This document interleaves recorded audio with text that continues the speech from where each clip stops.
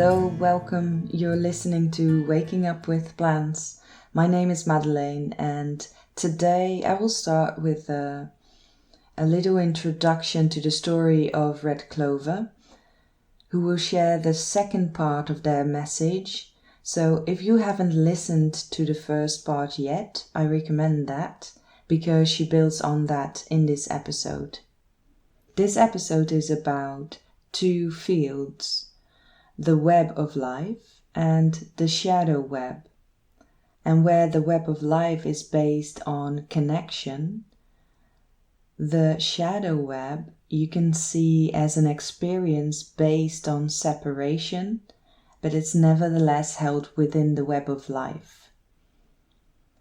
And where the nature of the web of life feels like a synchronized flow of life that's beating to one heartbeat, the shadow experience of this can be the opposite, like a bunch of musicians playing without hearing each other.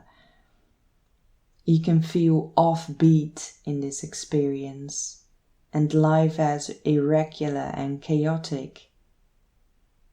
A life cycle ago, I was very immersed in this experience. I couldn't really find a sense of true belonging in life or orientation. I tried really hard, but it left me exhausted, somewhere I didn't seem to function. So, after turning against myself, I asked myself the very vital and life or death question: who do I think I am? And what do I feel is the true nature of life that I'm part of? And that question brought the meadow in my experience. I looked outside, saw the incredible intelligence of nature, looked at myself, my body, figured I was nature too. Therefore it must mean I'm part of this intelligence. And so I have to let go of the template, the programming that spoke of inability. So I decided to wipe out the inscription on the wall of my life's playfield that said, I don't function, to see what would happen. And what happened was the walls came down. And I found myself in the meadow, the field of creation. And I felt my connection to life again. And so my life found flow again. I hope, and the plants with me, that these messages are helpful pulses for you to remind you of this. So here Red Clover will take over. And this is their second message to you. If you meet someone and it clicks, what happens? Which part of you and which part of the other say click? And while shaking hands on a conscious terrain that you can see in the light of day, what shaking of hands happens in the darkness of your subconscious? Does this click perhaps consist of a visible and invisible part, a conscious and subconscious? Let's zoom in on the click that you both feel and like. What does this click consist of? Am I right in saying that it has an element of recognition? Someone sees you, something in you that you feel as well as true, and that's a nice feeling. That person sees me. Like a flashlight shines on something in you that is now more visible, tangible. And the other way around the same. Something in the other person is attractive. You see something shining that makes you shine. Now, the underground handshaking, you might guess, is based on where the light you experience in the other, or the other in you, is not integrated in the self. where you place yourself outside that light, and where life gives you an invitation to integrate this internally. What we discussed last time, that you recognize yourself in the other and vice versa. Then you trace yourself and the other all the way back to the source of creation, where we are one. This makes your connection with creation whole, and therefore also the relationship with the other. There's no longer a disconnection and therefore no othering. Now we are back at the place I started last time, the meadow that I want to bring in your awareness. Imagine the meadow. Where are you? If you notice that you're looking at an image or screen of a meadow, put that screen away and realize that you're already standing in it. Don't leave yourself out of it. Creation is a field of which you are an inseparable, integral part, the web of life. You can also play in the opposite experience, because every light has its shadow. Then you place source creation outside yourself and others, and you play in the opposite of the web of life. Let's call it the shadow web.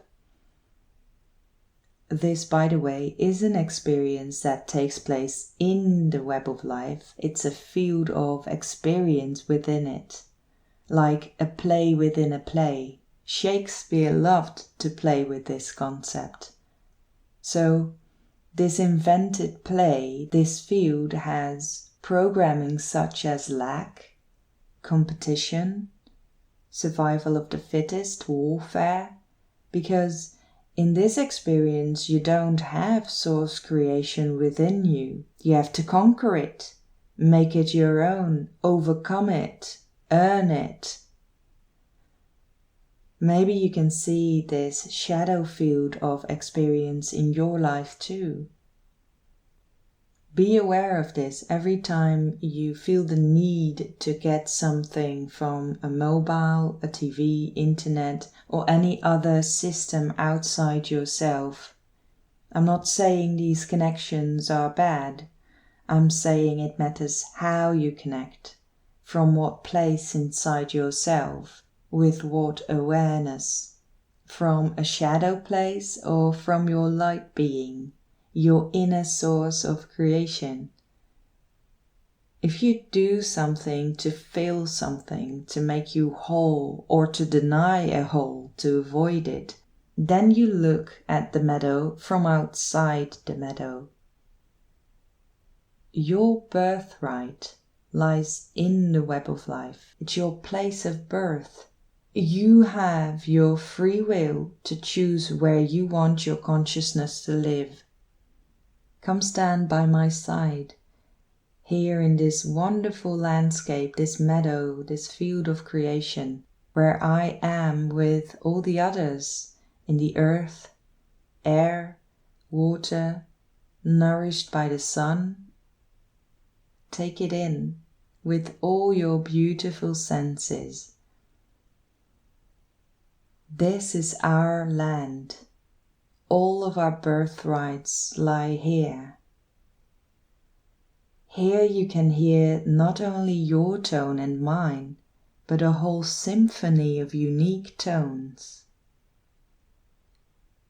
And an even more unique thing is that in this creation field, this meadow, all the tones harmonize together. They click. Amazing, isn't it? Not one being is composing or orchestrating this melody that we make together. We discover it while singing, in the listening space that we embody together. We are surprised, delighted, touched, and moved by this listening.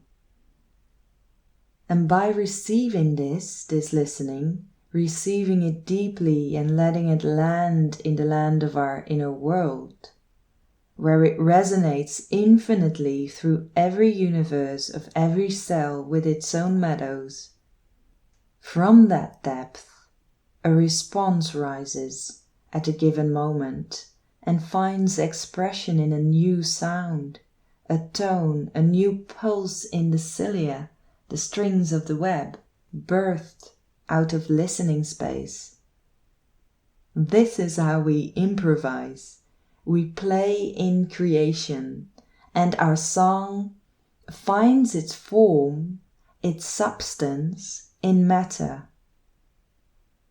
You hear it correctly. It is the field that creates the physical form. Just look at me. The way my field song sounds is how I look, how I smell, taste, feel. So you can hear my song by looking at me. Get it? Your expression in physical form also has its expression in tone. It is originated from that signature tone. And what you see is in the eye of the beholder. Can you see your song through my eyes? Can you feel how I hear you now? Can you feel how this touches me? Sometimes, very occasionally, but perhaps more often now, a fourth leaf will grow. Just look. Where the sum of us together, two, in the field of creation,